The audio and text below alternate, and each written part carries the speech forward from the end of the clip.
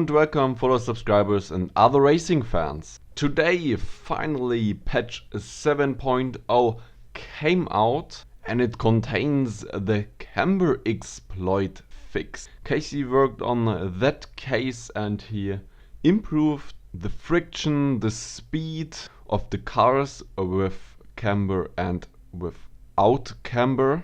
So after all, that means the top speed advantage you gain with driving without any camber should be gone now.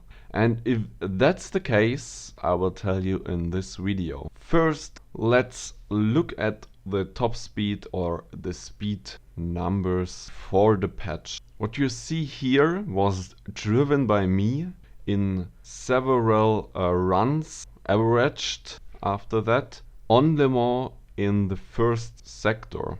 Well, that means I took a race mode and I drove as far as the first chicane on the Mulsanne straight and basically rammed into the tire barriers at the end of, or at the beginning of this chicane. So the first number you see, 600 meter, is taken right after the start. Just out of interest, I wanted to see what speeds the different cars have, so I can see possible standing start advantages of some cars and if the camera is playing into this. However, not much to see here, just out of interest. What's the important number is the 2700 meter mark. It's in the middle of Mulsanne straight, well, not in the middle of the whole straight, but in the middle of the turn where you enter the straight and the chicane, the first chicane.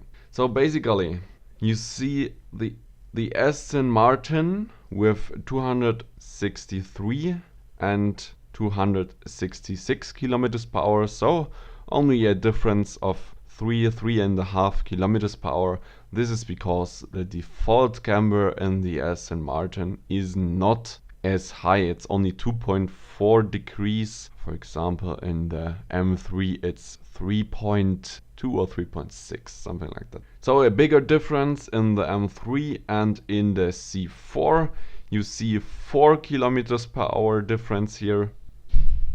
And the biggest difference I noticed was in the SLS with 5 kilometers per hour. The result gets confirmed with the top speed number here in the end. I took the speed all cars had when they crashed into the tire barriers of the chicane.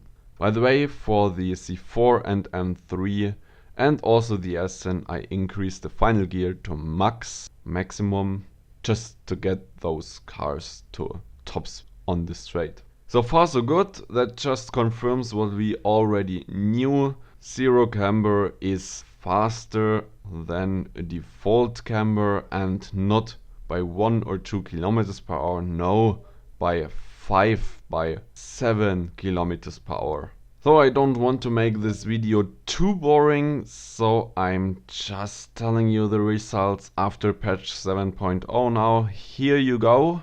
Let's concentrate on the 2700 meter mark immediately. And what do we see at first? Well, zero camber. The speed is the same as before, exactly the same numbers. Shouldn't it be slower? Well, no. The patch does something else. The patch reduces the amount of friction with higher camber we had before it. So you get faster with more camber now. So just you understand that right? Speed wasn't decreased with zero camber, but speed was increased with default camber or more camber. And to add to this, that's just the result we see.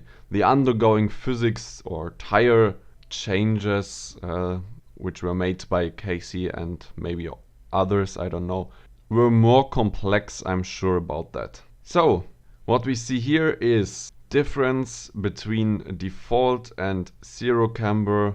Well, in the Aston we see a 1.5 kilometers per hour increase. In the M3 we see 1 kilometer per hour, and the C4, well, basically a little bit less than 1 kilometer per hour, and in the SLS it's 2 kilometers per hour.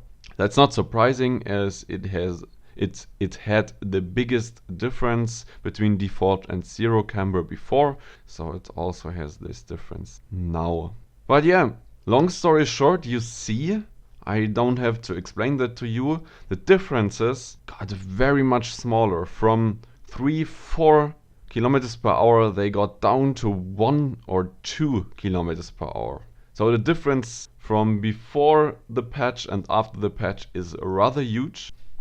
I'm pretty sure that will eliminate the whole zero camber driving exploit thingy, and people will start driving with default or more camber again. So what else should I say to this topic? Thank you very much to the devs. The problem has been fixed for now.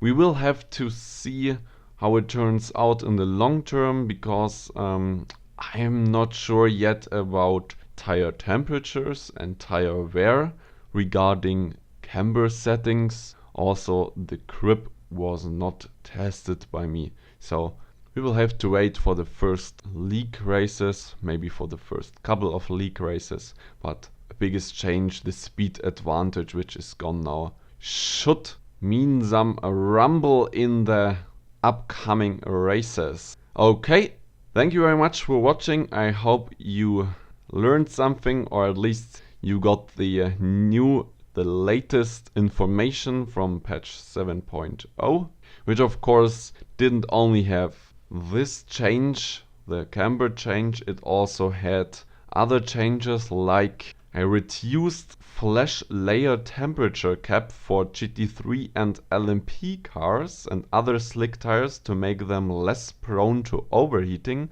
We have to see what this means in practice. And also some tweaks for single player experience, and adding the UDP streaming support for consoles, as well as other bug fixes regarding Oculus Rift and the latest addition, the Lotus car pack.